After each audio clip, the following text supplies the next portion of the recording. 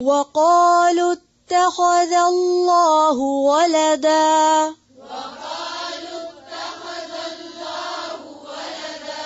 وقالوا اتخذ الله ولدا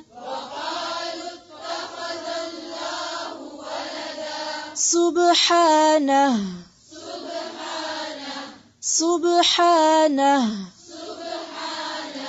بل له ما في السماوات والأرض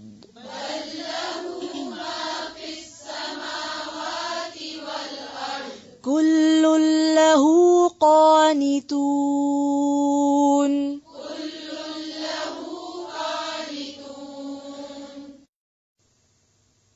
وقالو، اور انہوں نے کہا، اتخذ اللہ، بنا لیا اللہ نے، ولدن، ولد کا لفظ پیچھے گزرا، والدین، ٹھیک ہے.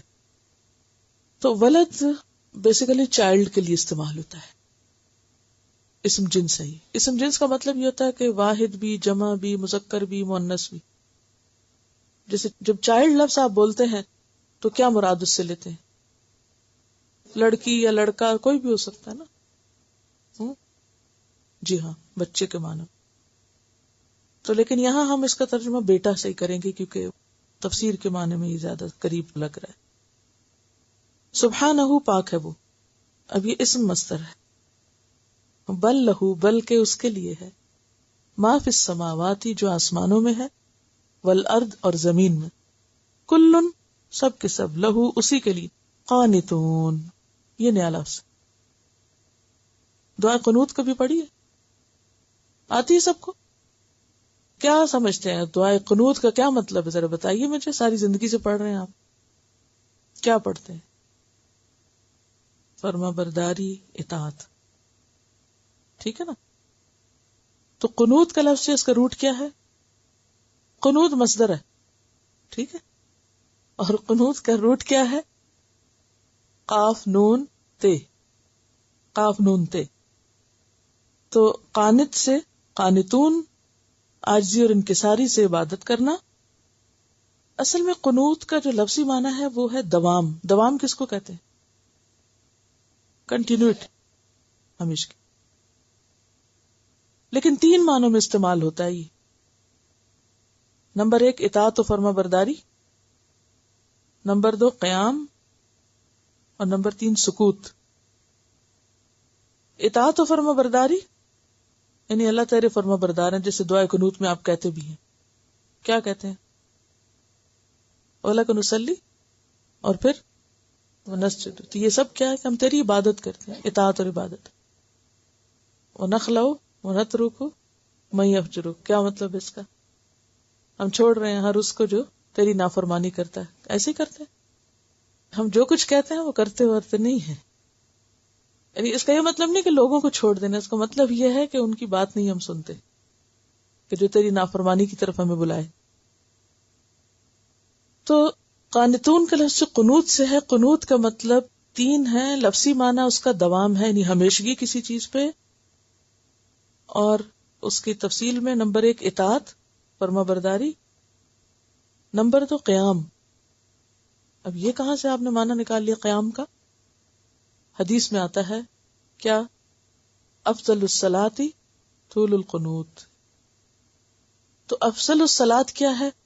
طول القنوت. کیا مطلب؟ لمبا قیام. تو یہاں قنوت کا کیا معنی ہے پھر؟ قیام.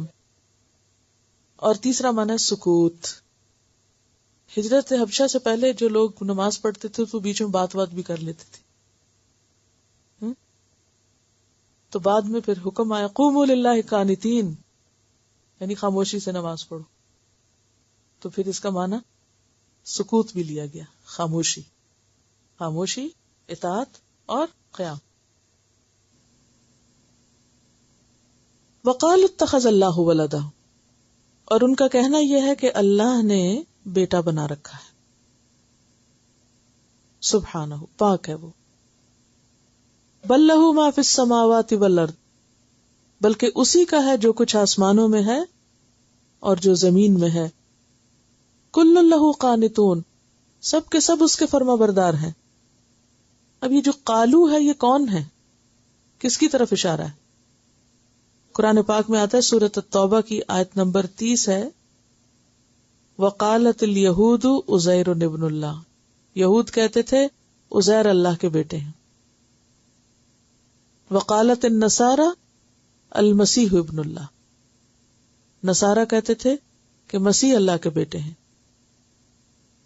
اللہ تعالیٰ کیا فرماتے ہیں اس پر؟ ذالک قولہم بافواہہم. یہ ان کے منہ کی باتیں ہیں، یہ ان کی اپنی خود ساختہ باتیں ہیں. یداہئون قول الذین کفروا من قبل. یہ اسی طرح کی باتیں کر رہے ہیں جس سے پہلے کافر لوگ کیا کرتے تھے. مشرک کیا کہتے تھے؟ وَيَجْعَلُونَ لِلَّهِ الْبَنَاتِ. سورۃ النحل آیت 57 کہ انہوں نے اللہ کی بیٹیاں بنا رکھی ہیں. فرمایا یہ سب ایک دوسرے سے ملتی جلتی باتیں کر رہے ہیں. اللہ کو کیا ضرورت ہے بیٹے کی؟ لہو ما فی السماوات والارض. آسمان زمین اس کے ہیں. بیٹے تو ان کو چاہیے ہوتے ہیں کہ جو خود محتاج ہوں، ضرورت مند ہوں. اور اللہ کے لیے کسی کو بیٹا قرار دینا اللہ تعالیٰ کے نزدیک سخت ناپسندیدہ بات ہے. کس طرح؟ حدیث قدسی میں ہے، اللہ تعالیٰ فرماتے ہیں بنو آدم نے مجھے جھٹلایا اور مجھے گالی دی. اس کا جھٹلانا یہ ہے کہ میں اسے دوبارہ پیدا نہ کر سکوں گا، یعنی دہریہ بننا، ایمان نہ لانا. اور اس کا گالی دینا یہ ہے کہ اس نے میرے لیے بیوی اور بیٹا تجویز کیا. سورۃ مریم میں آتا ہے تکاد السماوات یتفطرن. قریب ہے کہ آسمان پھٹ پڑیں. وتنشق الارض. زمین شک ہو جائے. وتخر الجبال ہدا. اور پہاڑ بھربھرے ہو کر گر پڑے. ان دعوا للرحمن ولدا. کہ کوئی یہ پکارے کہ رحمان نے بیٹا بنا لیا. وما ينبغي للرحمن. رحمان کے لیے تو جائز ہی نہیں ان يتخذ ولدا کہ وہ کسی کو بھی بیٹا بنائے. ان کل من فی السماوات والارض الا آتی الرحمن عبدا. آسمان و زمین کے اندر جو بھی ہیں سب اس کے حضور بندوں کی حیثیت سے پیش ہونے والے ہیں. یہ سورۃ مریم کی آیات تھی 90 سے 93 تک. اور اس بات کی تردید قرآن پاک میں کئی جگہ پر کی گئی ہے کہ اللہ کا کوئی بیٹا نہیں اور اس کو ضرورت بھی نہیں. وَقُلِ الْحَمْدُ لِلَّهِ الَّذِي لَمْ يَتَّخِذْ وَلَدًا وَلَمْ يَكُنْ لَهُ شَرِيكٌ فِي الْمُلْكِ وَلَمْ يَكُنْ لَهُ وَلِيٌّ مِّنَ الذُّلِّ وَكَبِّرْهُ تَكْبِيرًا. سورۃ الاسراء آیت نمبر 111 111. اور سورۃ یونس، سورۃ الانبیاء، سورۃ الفرقان، سورۃ الزمر، سورۃ الجن، بہت سی صورتوں میں اس بات کی تردید کی گئی کہ اللہ کا کوئی بیٹا ہے. اب یہاں اس کی تردید کیوں کی جا رہی؟ یہ بات کیوں کی گئی؟ کیونکہ فرقہ بنا ہی اس بیس پر تھا کہ اللہ نے اپنا اکلوتا بیٹا ہماری طرف بھیجا، لہذا ہم زیادہ امپورٹنٹ اور ہم ہی حق پر ہیں. یہود کیا کہتے تھے؟ ہم تو اللہ کے بیٹے ہیں، وہ تو سب بنے ہوئے تھے بیٹے. اور نصارہ نے عیسیٰ علیہ السلام کو بیٹا کہا، اور اس بنیاد پر کیا کیا؟ اپنے آپ کو دوسروں کے مقابلے میں افضل جانا. تو اللہ تعالیٰ نے اس کی تردید کر دی. کل لہ قانتون. ہر چیز اس کے آگے جھکی ہوئی ہے. نمبر 1، ہر چیز اس کی ملکیت ہے، ہر چیز ہے ہی اسی کی. اور نمبر 2، ہر چیز اس کی فرما برداری کر رہی. ہر چیز اس کی فرما بردار ہے. مثلاً کیسے؟ سورج، چاند، ستارے، ہر چیز، کوئی چیز تو بولیں کیسے فرما برداری کر رہی. یعنی دنیا کا سارا نظام اللہ کے حکم کے تابع ہے.